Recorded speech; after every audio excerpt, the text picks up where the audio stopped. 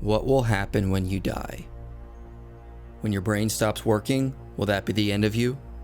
Or will you continue on in another place?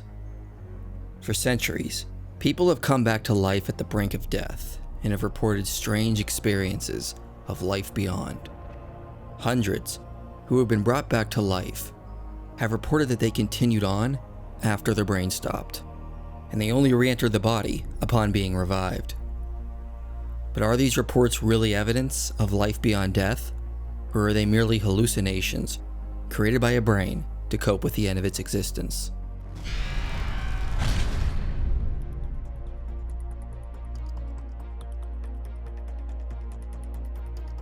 Most physicalists believe that when your brain and body die, you go out of existence, because they believe the mind is just an emergent property or function of brain processes.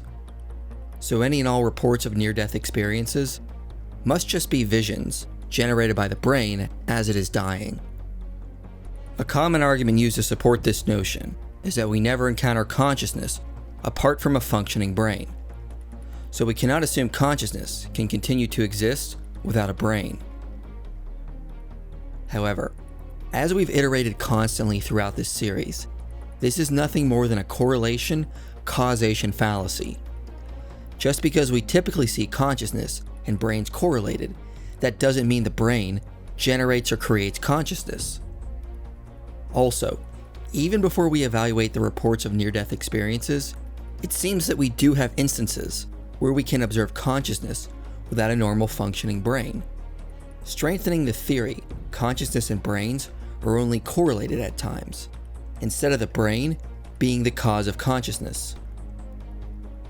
British neurologist John Lorber studied a condition called hydroencephaly, and through his research, he looked at over 600 different cases.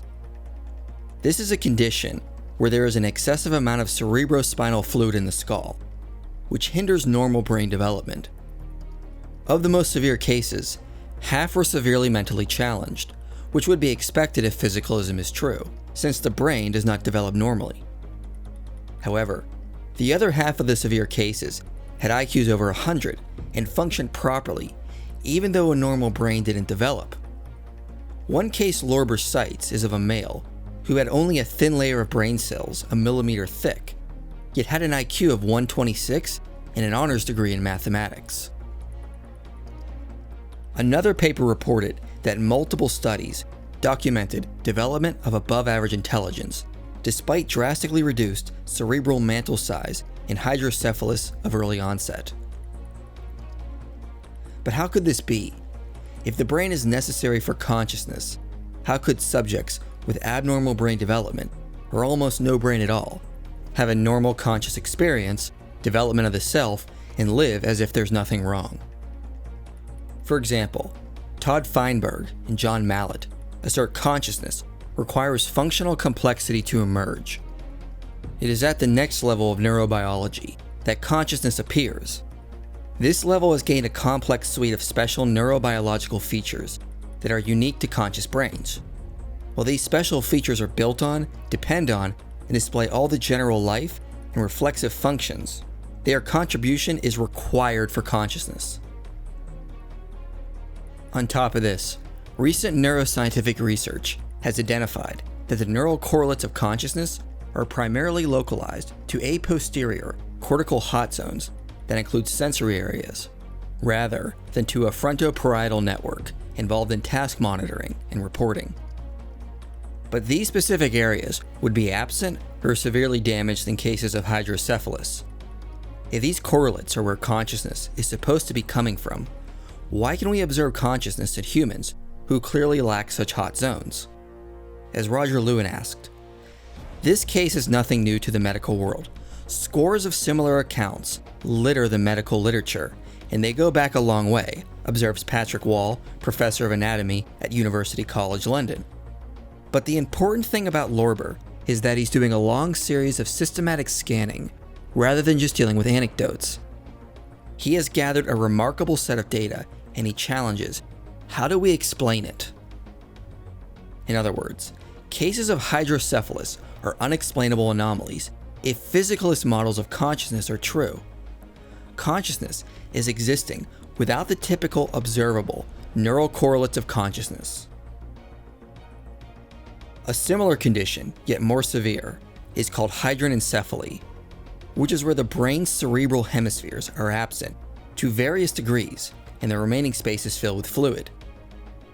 Victims of hydranencephaly are assumed to exemplify vegetative state development, as they lack the necessary areas of the brain that are supposed to generate consciousness and mental properties.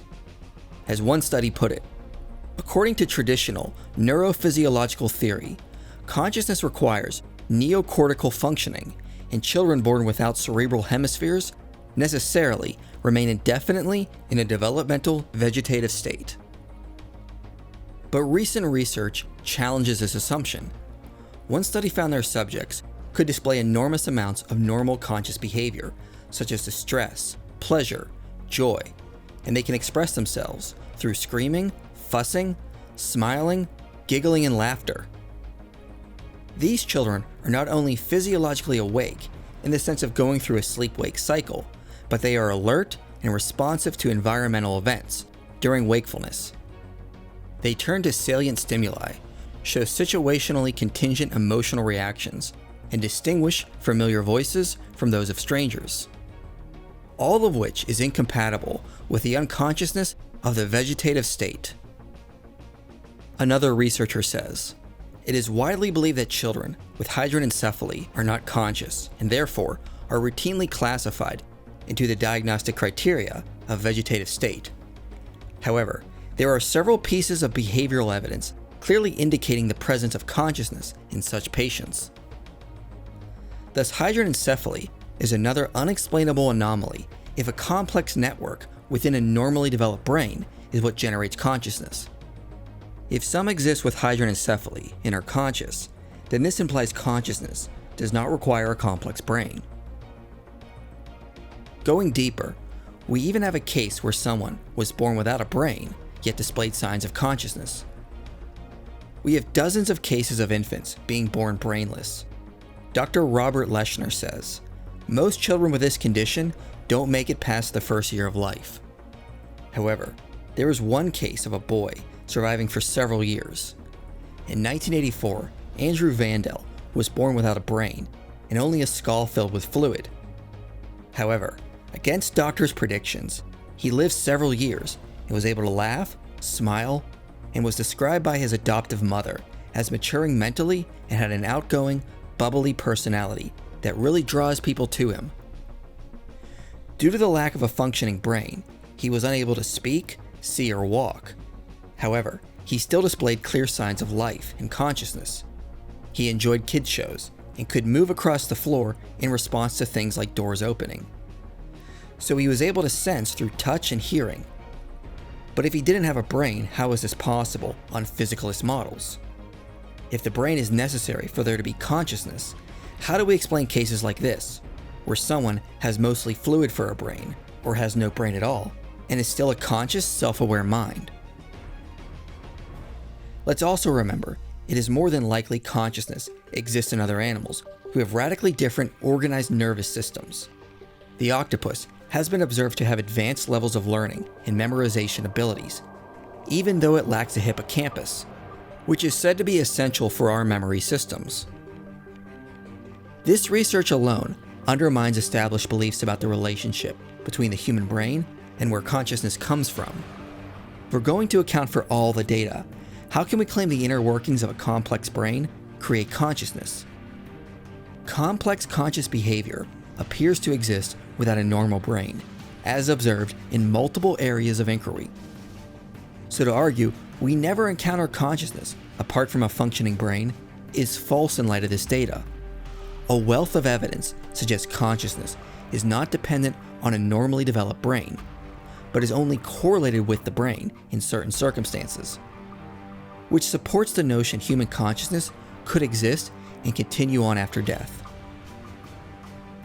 So to dismiss reports of near-death experiences by assuming consciousness requires a brain is nothing more than presupposing physicalism and not following the evidence where it leads. When it comes to published work on near-death experiences, we actually do have several studies that report and investigate the phenomenon of near-death experiences, like the AWARE study from 2014, where 101 cardiac arrest patients report experiences from before they were revived. The immediate objection from physicalists is that these are unverified reports. We cannot know if the experiences actually happened while the brain was not functioning. However, several near-death experiences actually come with corroborating evidence. That is, patients that physically died and were later revived were able to report things that happened while the brain was not functioning and were verified by the resuscitation staff. As one 2002 study put it, recent studies in cardiac arrest survivors have indicated that although the majority of cardiac arrest survivors have no memory recall from the event, nevertheless approximately 10% develop memories that are consistent with typical near-death experiences. These include an ability to see and recall specific detailed descriptions of the resuscitation, as verified by the resuscitation staff. Many studies in humans and animals have indicated that brain function ceases during cardiac arrest, thus raising the question of how such lucid, well-structured thought processes with reasoning and memory formation can occur at such a time. A study back from 2001 reported one case where a man whose heart had stopped and he was later revived, but he was able to vividly report events that took place while his brain was not functioning, such as where his dentures were put and by whom. This experience is not an isolated incident. Cardiologist Michael Sabam carried out a study in the 1980s with 32 cardiac arrest patients who reported near-death experiences, and then interviewed another group of 25 cardiac patients who did not experience an NDE. He asked all subjects to describe the cardiac resuscitation procedure from a third-person perspective, meaning they had to report it as if they were watching from outside their own body. He found that 80% of subjects from the second group made at least one major error.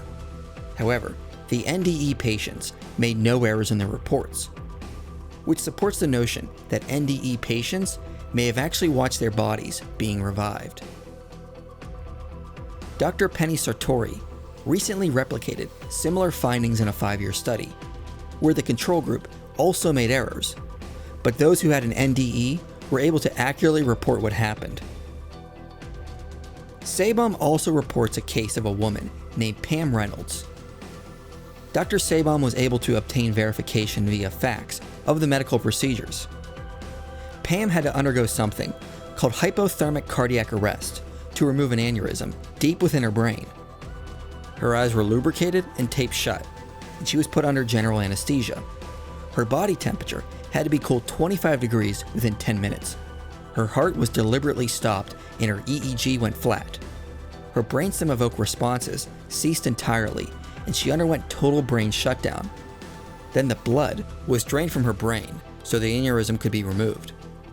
Sabom says, Pam's brain was found dead by all 3 clinical tests. Her electroencephalogram was silent, her brainstem response was absent, and no blood flowed through her brain. However, she reported an out-of-body experience and was able to verify in detail the procedure she underwent, while she was technically clinically dead, which includes details about the shape and nature of the saw, how her head was shaved, and the specifics of how her femoral vessels were too small to bypass, which was verified by the medical report and the staff. Janice Holden and Bruce Greyson combined have documented hundreds of cases of near-death experiences where the revived patient was able to report events that took place while their brain was not functioning. They report 92% of these cases are accurate, 6 contain minor errors, and only 1% were entirely wrong. In 1993, Kenneth Ring and Madeline Lawrence report a case of a near-death experience with verifiable evidence confirmed by witnesses, where the patient felt themselves floating through the floors of the hospital, where they eventually came to see the roof. The patient reported a red object up there, confirmed later by a residential doctor who enlisted the help of a janitor. A young girl named Crystal Merzlock drowned in a pool and was later resuscitated. 3 days later, she regained consciousness and was able to report events she observed from a distance, and away from her body, including being able to report the type of clothing her family was wearing, the rooms they occupied and at what time, as well as what her mother was cooking.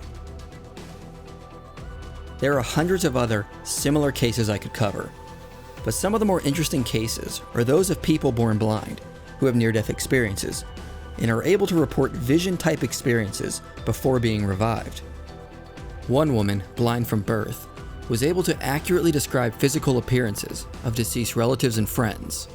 The researchers then compared the cases against various naturalistic explanations and found that the near-death experiences of the blind subjects did not match things like typical dreaming from a blind patient or retrospective reconstruction. Furthermore, there were similarities across the different independent reports of the blind subjects of what happened during their near-death experiences, and they were similar to what sighted NDE subjects can report.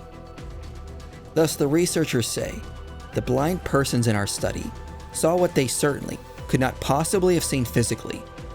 Our findings in this section only establish a putative case that these visions are factually accurate and not just some kind of fabrication, reconstruction, lucky guess, or fantasy.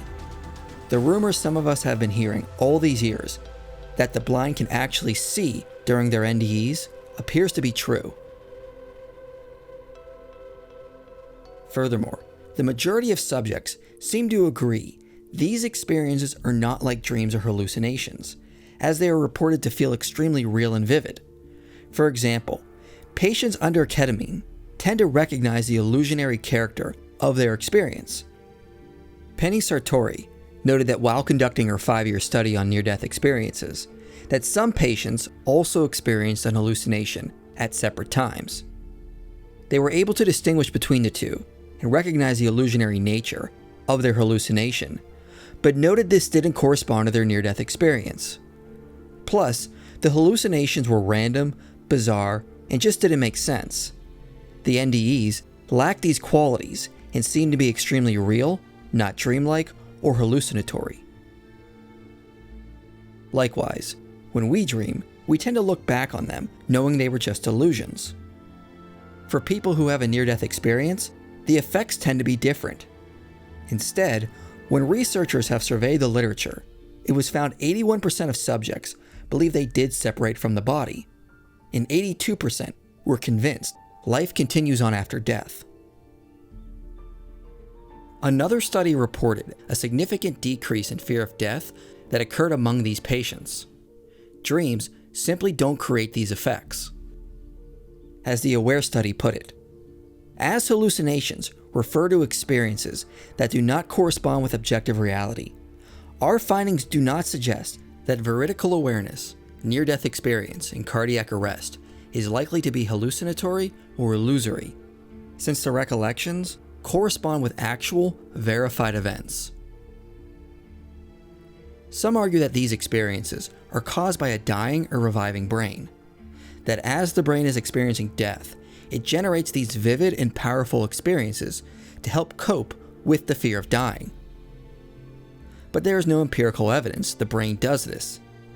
David Nichols notes the pineal gland would need to rapidly produce 25 milligrams of DMT to create a psychedelic experience, and there is no evidence the brain does this as it is dying. Brain activity is rapidly decreasing, not increasing when approaching death. Oddly enough, several researchers report that just after a loss of brain function and just before revival, memory is absent or confused in NDE patients. If the dying or reviving brain is creating these experiences, these times should be the most vivid, not the least. Some argue these experiences cannot be trusted because they are often shaped by cultural expectations. Some reports do conform to the cultural expectations, but many do not. Many experiences can differ from the person's prior religious beliefs. Some people who had no prior knowledge of other near-death experiences can report similar incidents. Blind NDE subjects report similar features independently. To quote from Irreducible Mind, "If NDEs are significantly shaped by cultural expectations, we might expect that experiences occurring after 1975, when Moody's first book made NDEs such a well-known phenomenon, would conform more closely to Moody's model than those that occurred before that date. This does not appear to be the case. Similarly, a study of 24 experiences in our collection that not only occurred but were reported before 1975 found no significant differences in the features reported when compared to a matched sample of cases occurring after 1984. Other reports come with experiences of people they did not recognize, and only after research were they able to find family connections through old photographs. So given this data, it's false to conclude these are always shaped by culture or expectations. Some argue these experiences are drug-induced or the result of a rush of endorphins in the brain. Penny Sartori notes there are many instances where a cardiac arrest patient is administered drugs but doesn't experience anything. However, drugs do correlate when a patient experiences an hallucination. She also says, out of the 15 patients who reported an NDE, 20% did not have any pain-killing or sedative drugs administered. Patient 10, who reported the NDE with an accurate out-of-body experience, had not been given any drugs. Interestingly, when drug administration is considered in the hallucination group, out of the 12 patients who reported bizarre hallucinations, 11 of them received both pain-killing and sedative drugs. This appears to suggest that drugs greatly contribute to the confusional, bizarre hallucinations, which are in stark contrast to the clear, lucid, well-structured NDEs that were reported. She also notes endorphins are an unlikely cause, as some patients are pain-free before their experience. Endorphins also have long-lasting effects, but other patients report pain once they re-enter the body. Another objection that is often brought up is to point out that near-death experiences are rare in people who need to be revived. Most people who lose brain function and are brought back to life do not report memories of any experience. If anything, this objection is hand-waving, as it does nothing to debunk the numerous reports of near-death experiences that we do have. However, to answer as to why most patients who need revived don't report any experiences, it probably has more to do with memory than experience. An analogy can be made from dreaming, like we went over in Part 3. Many people do not remember most of their dreams, but that doesn't mean they didn't happen. One study reports that generalized memory defects were more frequent among those who did not report any experience during a cardiac arrest. We also need to remember, people are different. Some are more susceptible to hypnosis. Some cannot handle psychedelic drugs, whereas others report psychedelic experiences as beneficial. We cannot assume everyone is mentally the same and will experience and remember the same way. Furthermore, the nature of near-death experiences seem to be overwhelming and create sensory overload for many who report them. Dr. Rick Strassman notes that researchers who have given subjects too much DMT report that their subjects came down without any memory of what they experienced. It is possible that some people who need to be revived, something similar happens, and the agent herself experiences too much of a sensory overload, and so as a defense mechanism, the soul doesn't retain the memory of the experience. Either way, the fact that most people do not report experiences does nothing to debunk the experiences that people do report. Thus, near-death experiences provide good evidence the mind is not contingent on the brain, but upon death only becomes detached from the brain and continues on. As one study says, based on the aforementioned theoretical aspects of the obvious experience continuity of our consciousness, we finally should consider the possibility that death, like birth, may well be a mere passing from one state of consciousness to another. Therefore, physicalist models that assert consciousness is produced by the inner workings of a complex brain are inconsistent with this data. However, this data is fully consistent with models that propose the mind is irreducible and only correlates with the brain. But I'm sure a question arises. If the brain is used by the mind for forming the aspects of the soul, like your thoughts, personality, and memories, how could someone retain and form memories after death? If the brain is that which is used to create these things, and it stops working, how could someone form memories after death? In fact, how exactly do near-death experiences happen? Well, we specifically did a video on quantum mind theory before this one to lay the groundwork to explain this. In that video, we argued from recent data the brain is a quantum information processor, and therefore, that would imply the information inside the brain would be held together through quantum entanglement. But when there is a disruption to the normal workings of the brain and it ceases to function, the brain's computation would stop. But physics suggests information is never lost or destroyed, it is only transformed.